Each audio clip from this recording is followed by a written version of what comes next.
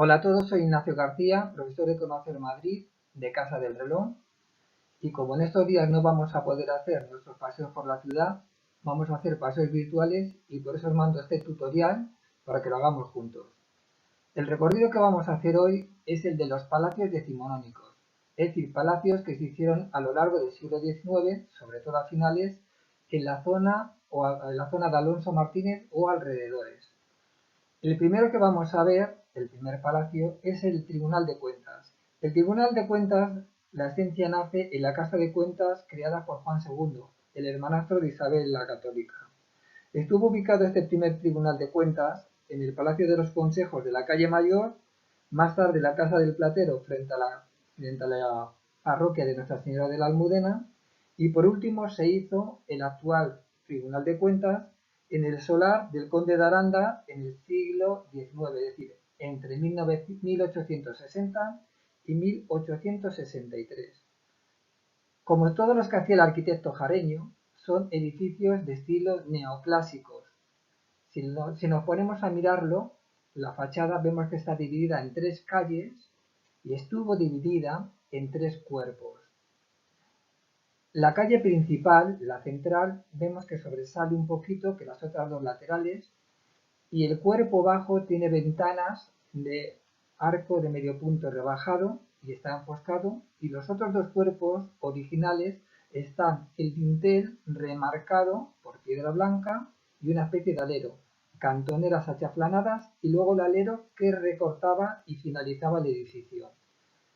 En el siglo XX, por necesidades de uso, se amplió una planta más, siguiendo más o menos la fisonomía del edificio, aunque se nota que es una ampliación posterior. El edificio que vamos a explicar ahora es el antiguo Hospicio de San Fernando, que es el actual Museo de Historia de Madrid. Este hospicio lo fundó la Congregación del Santo Nombre de María y estuvo en la calle Santa Isabel. Lo que pasa es que no era de buen ver este edificio porque albergaba a los niños abandonados de la ciudad de Madrid, y al final esta congregación lo llevó a las afueras, que era lo que era esta zona de Madrid en aquella época, en el siglo XVIII, y le mandó hacer este edificio a uno de los prestigiosos arquitectos de la época, Pedro de Ribera. Tiene todas las trazas de palacio, está dividido en 5 calles, en 2 cuerpos, tiene 3 puertas de acceso y la principal es la más impresionante y nos debe de recordar muchísimo al cuartel de Conde Duque. Es la exaltación del barroquismo, puesto que tiene todo lo que tiene que cumplir un edificio barroco. Tiene que tener, como se dice, teatralidad, movimiento, cero cuerpo de la puerta sin decoración y sobre todo exaltación a lo que dé el nombre al edificio. En este caso vemos que está coronado por San Fernando de la Hornacina, que está recogiendo las llaves de la ciudad de Sevilla.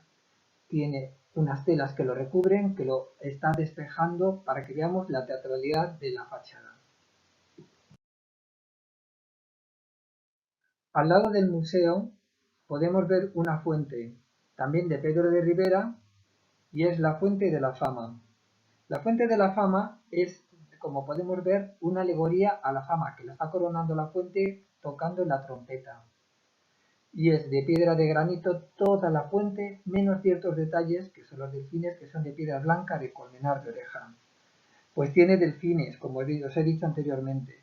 Está rodeada de niños, con conchas, hornacinas, floreros, y estuvo primeramente ubicada en la plazuela de Antón Martín, y luego posteriormente la llevaron al Parque del Oeste para que finalmente la dejaran en esta pequeña plaza contigua al Museo Municipal, y es donde está actualmente. Y ahora vamos a hablar del antiguo Cine Barceló. El Cine Barceló, como tantos cines de Madrid, el Cine Europa, el Barceló y otros más que podemos tener en la mente, son cines que se hacían de un único estilo, que era el racionalista. El estilo racionalista, para recordar un poquito cómo es la decoración simplemente con los propios elementos del edificio, balcones y ventanas, que por medio de sobresalir o de adentrarse en el interior de la estructura del edificio, dan cierto movimiento y es la propia decoración. Luego solían terminar porque eran edificios que ocupaban una planta, las esquinas solían terminar curvas y con un torreón que daban cierta esbeltez a tal edificio.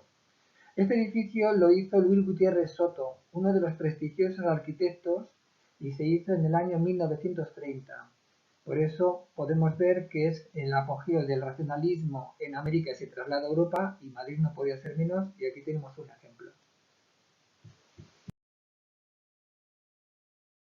Volvemos de nuevo a los palacios del siglo XIX. En esta ocasión al Palacio del Duque de Veragua, uno de los palacios más sorprendentes que había en la zona. Era de un neoclásico puro y lo curioso que tenía era que había dos fachadas, una a la calle Beneficencia y otra a la calle San Mateo. El proyecto original no es el que vemos actualmente, porque ya vemos que tiene tres cuerpos, más el superior que se ha ido añadiendo, pero en su momento el original eran dos cuerpos y un gran torreón. Torreón que era un peristilo con columnas que lo decoraba, lo que pasa que a los dueños decidieron tiempo después de hacerlo que no les gustaba, ampliaron una planta más y cerraron ese peristilo y quedó todo hecho con una fachada limpia y lisa como vemos ahora mismo. Vemos que cumple las trazas de palacio, simetría, tanto de huecos arriba como en la parte de abajo, puerta principal, balcón principal con el escudo que había en su momento de los duques de Veragua y luego ya rematado por la cornisa y la zona de servicio. El siguiente edificio que vamos a ver es la Iglesia Reformista Episcopal, un edificio que tuvo polémica en la época. Hay que recordar que en el siglo XIX a finales no había libertad religiosa y las embajadas le pidieron y solicitaron al rey que poder abrir templos para su religión. Entonces, cuando ya el rey accedió a que se pudiera abrir edificios, hubo una gran protesta en la sociedad convocada por el arzobispo de Toledo para evitar que se abriera un edificio a otra religión que no fuera el catolicismo por el miedo a perder feligreses. Cuando ya se pudo acceder a hacer el edificio, se le encargó al arquitecto Enrique Repullés con trazas góticas, bueno, mejor dicho, neogóticas porque estamos en el siglo XIX. Y podemos ver que está dividido en tres calles, en dos cuerpos, dos ventanas a la parte de abajo, una puerta principal con decoración de motivos vegetales, un rosetón que es bastante bonito y la planta del edificio es una planta de salón, con trazas góticas, muy original y digno de ver. Ahora seguimos los pasos yéndonos hasta el Museo del Romanticismo, que era la casa del teniente general Rodrigo Torres, marqués de Matallana, que se construyó en el siglo XVIII. Lo hizo el arquitecto Manuel Martín Rodríguez, que es el sobrino del conocidísimo Ventura Rodríguez. Es un palacio que la verdad que cumple todas las trazas de palacio, simetría, tanto ventanas para un lado como para el otro, huecos abajo en el primer cuerpo como en el segundo. Y luego podemos ver que estamos en época del barroco, puesto que en los balcones superiores, los dinteles que está todo rematado, tiene las típicas orejeras del barroco decorando toda la parte superior. Cumple con la estética de palacio, puerta principal, balcón principal, y era uno de los palacios más elegantes que había en la zona. Ahora pasamos al Palacio del Conde de Villagonzalo. Es un palacio que abarca toda una manzana de forma triangular. Es un edificio de ladrillo visto, con los dinteles de las ventanas de piedra blanca, están las esquinas achaplanadas con miradores y sigue una estética un poquito medieval. También lo que se llevaba que era la mezcla del racionalismo, la decoración por solamente los huecos de las ventanas, también del neogótico, porque tiene elementos en el edificio interior que son de así, y luego aparte que es que se sigue las trazas que marcó un arquitecto francés que es Viollet-le-Duc, en el que se vuelve otra vez a la estética medieval. Es uno de los edificios más sorprendentes que tenemos de este estilo francés, pero más desconocidos porque podemos pasar delante de él que si nadie nos avisa no nos fijamos en él. Y ahora vamos al edificio más importante o más conocido por el público madrileño de esta zona de alrededor de la plaza de Alonso Martínez, que es el Palacio de Longoria, o como se lo conoce, la sede de la Sociedad General de Autores. Es muy conocido porque siempre se le pone como el exponente del modernismo en Madrid, cuando hay más edificios modernistas, que siempre os digo yo, y más importantes, como por ejemplo la Casa Gallardo en Plaza de España. Pero bueno, nos centramos en este. Este edificio es muy importante porque lo hizo un discípulo de Gaudí, José Grasés Riera, para Javier González Longoria, que era un financiero y un político madrileño. Quería tener un edificio que fuera diferente a lo que se construía en Madrid, que era siempre temas clásicos, y lo que hizo fue traer el modernismo catalán al centro de la ciudad, lo que se llamaría en Francia el Art Déco, que en Cataluña se tradujo como modernismo y en Madrid como modernismo. Y podemos ver, fijándonos un poquito en el edificio, que hace también esquina, tiene dos cuerpos rectangulares y el cuerpo que une esos dos cuerpos, el central, es como si dijéramos un cilindro.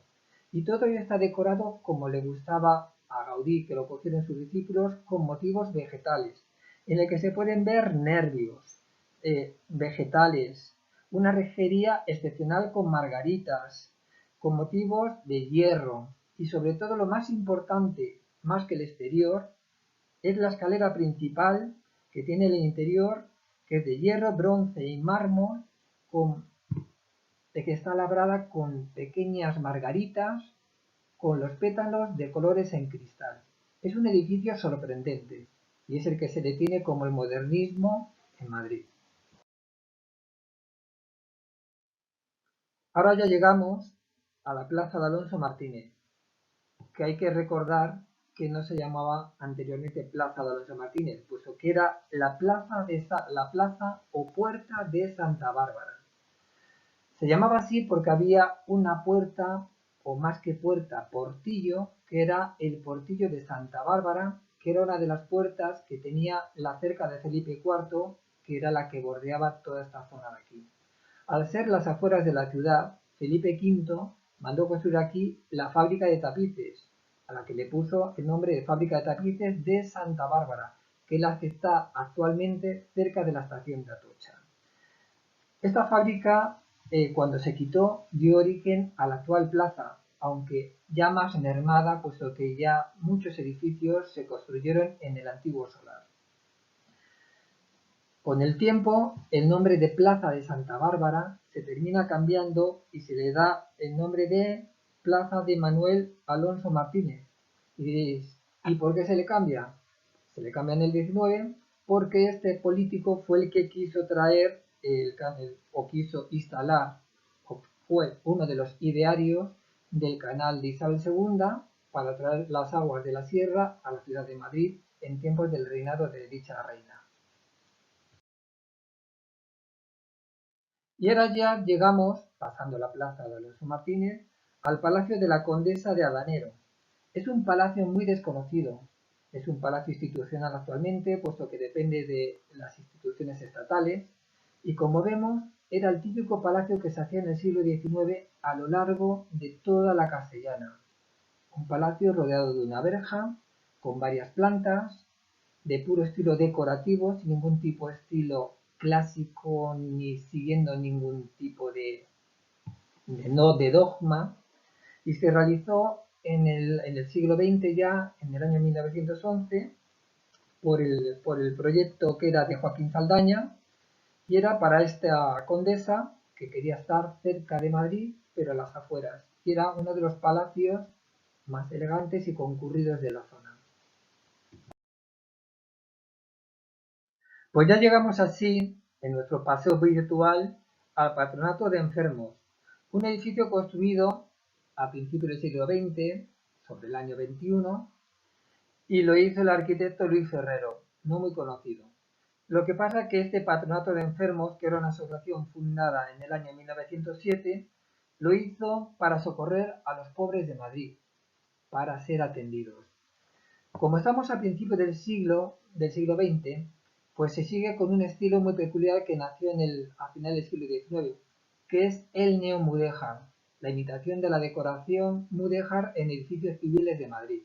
Y por eso podemos ver que también es un edificio que abarca una parte de una manzana, está achaflanado, con un torreón en la esquina, con pináculos circulares, y vemos que la decoración del propio edificio, siguiendo el estilo neomudéjar, pues es el ladrillo con mampostería de piedra y tiene decoración de azulejos de Talavera. Vemos que se cumple lo que se hace en el neomudéjar. La parte de abajo con arcos de medio punto, la parte de arriba ventanas lisas y algún arco de medio punto, y luego la parte última, el último cuerpo del edificio, lo que vemos es una galería corrida de arcos de medio punto y termina en ese torreón tan impresionante.